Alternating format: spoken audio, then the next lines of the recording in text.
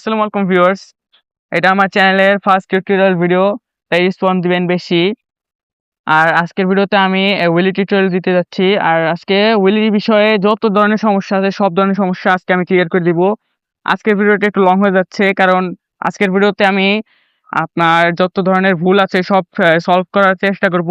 আপনার ভুলগুলো আপনাকে ধরিয়ে দেবো, একদম দেখিয়ে দিব যে আপনি কি কি ভুল করতেছেন প্র্যাকটিসের সময়।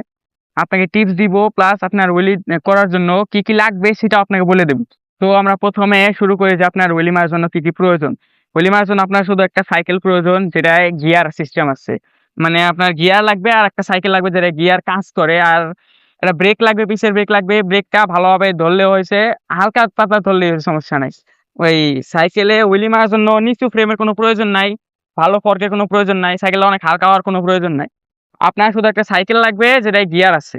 তাহলে এখন টিপস গুলোর কথা বলি। টিপস গুলোর কথা যদি বলি, তাহলে আমাদের ফার্স্ট টিপস যদি হয়, তাহলে আপনাদের গিয়ারটা সামনে একে আর পিছে একে উঠায় নিতে হবে, ঠিক আছে?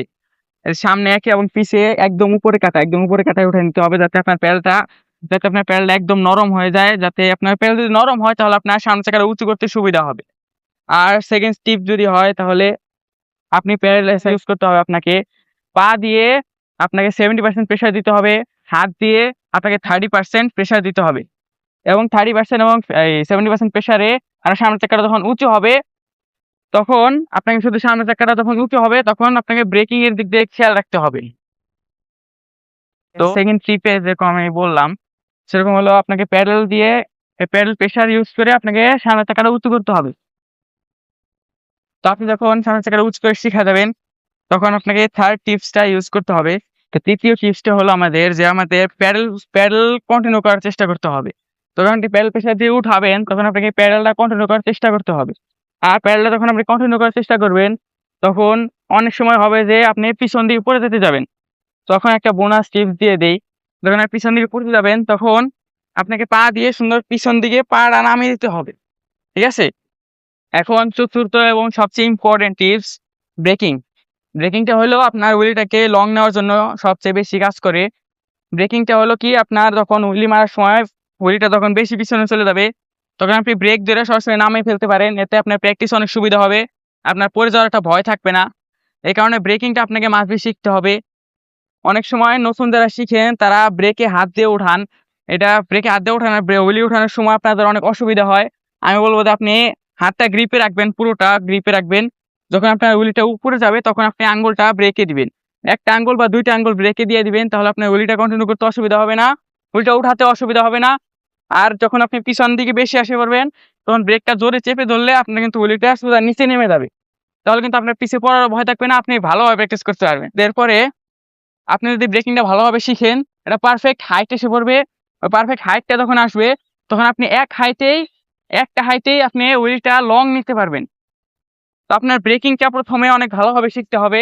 আর ব্রেকিংটা শেখার আগে আমি আগে যেগুলো স্টেপ বলছি ওগুলো অনেক ভালোভাবে প্র্যাকটিস করতে হবে। আবার এখন আপনি মনে করেন ব্রেকিংটা শিখে ফেলেছেন, এখন আপনাকে কি করতে হবে, আপনি যখন হুইলটা লং নিতে যাবেন, তখন আপনার হুইলের লং এর মাঝখানে অনেক সময় মোড় আসে। মোড়গুলো কন্টিনিউ করার জন্য আপনাকে সিটে থেকে এদিক ওদিক হইতে হবে। আমি সিটে এ জায়গায় বসে রয়েছি, আমার সিটে আমার এদিকে মোড় আসলে আমার এদিকে যেতে হবে, আমার এদিকে মোড় আসলে আমার এদিকে যেতে হবে। আমি যদি বডিটা এভাবে এদিক ওদিক করি, তাহলে কিন্তু আমার হুইলটা ব্যালেন্সও হবে, আবার আমি মোড়ও নিতে পারবো। আবার আমি যদি বলি সার্কেল হুইলের কথা, তো সার্কেল হুইলে আমি আলাদা টিউটোরিয়াল দিব, সমস্যা নাই। ওইটার ক্ষেত্রেও কিন্তু আমার এক সাইডে আসার অনেক ইম্পর্টেন্স আছে। তো এখন কথা বলি যে আপনার কি কি মেইনলি কি কি সমস্যাগুলো হয় হুইলি প্র্যাকটিস করার সময়। আপনার করেন কি, হুইলি পিক আপের পরে এভাবে আপনি হুইলি উঠানোর পরে আপনার বডিটা এভাবে সোজা রাখতে পারেন না, মানে বডিটা পিছনে দিতেই পারেন না। বডিটা হাত ভাঁজ করে এভাবে বডিটা সামনে এনে ফেলেন। তো বডিটা যদি আপনি সামনে এনে ফেলেন, তাহলে কিন্তু আপনার সামনের চাকাটা উঁচুই থাকবে না, আপনার হাতটা ভাঁজ করা যাবে না। আপনি হাতটা যদি সোজা রাখেন, এভাবে সোজা রাখেন, তাহলে কিন্তু হুইলিতে আপনি অটোমেটিক আপনার বডিটা পিছিয়ে চলে যাবে। তখন আপনার সামনের হাইটটা কিন্তু অটোমেটিক হাই থাকবে, আপনি হুইলিটা সহজে করতে পারবেন। এরপর টিপসটা যদি বলি, তাহলে অনেকে ব্রেকিং করে না, হুইলিতে ব্রেকিং করে না। শুরুতে বলতে হুইলিতে ব্রেকিং করলে নাকি হুইলি পড়ে যায়, হুইলি লং মারতে পারে না। কিন্তু দেখেন আপনার ব্রেকিং লাগবেই, ব্রেকিং ছাড়া আপনি হুইলি লং এ নিতে পারবেন না। তো ব্রেকিংটা পরে শিখেন, সমস্যা নাই, কিন্তু ব্রেকিংটা আপনি শিখতেই হবে। আপনি ২ অ্যাঙ্গেলে প্রথমে শিখেন, যখন আপনি বেশি পিছন চলে যাবেন, তখন আপনি ব্রেক ধরে নামিয়ে ফেলবেন। পরে আপনি ১ আঙ্গুলে শিফট হতে পারেন, যে অল্প অল্প ধরে ব্যালেন্স করবেন শুধু। এরপরে এরপরে ভুল হয় কি, যারা মানে বেঁকা হয় বসে বা সিট গুলোই বেঁকা থাকে, আপনি যদি এক সাইড হয়ে বসেন তারপরে হুইলি মারেন, তাহলে আপনার হুইলিটা এক সাইড হয়ে যাবে, তখন আপনি চাইলেও লং নিতে পারবেন না। আর তৃতীয় এবং অনেক একটা মেইন ভুল, যেটা হলো আপনার পিছের চাক্কাটা একটা সাইড হয়ে থাকে। পিছের চাক্কাটা যদি সাইড হয়ে থাকে তাহলে আপনি কোনোদিনই হুইলি ভালোভাবে মারতে পারবেন না।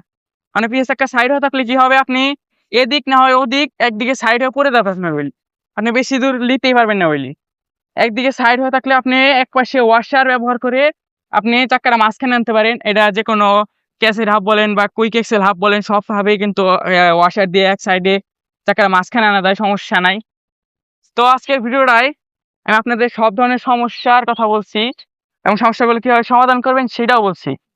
আপনার ভিডিও যদি হেল্পফুল মনে হয় তাহলে লাইক আর সাবস্ক্রাইব করতে ভুলবেন না।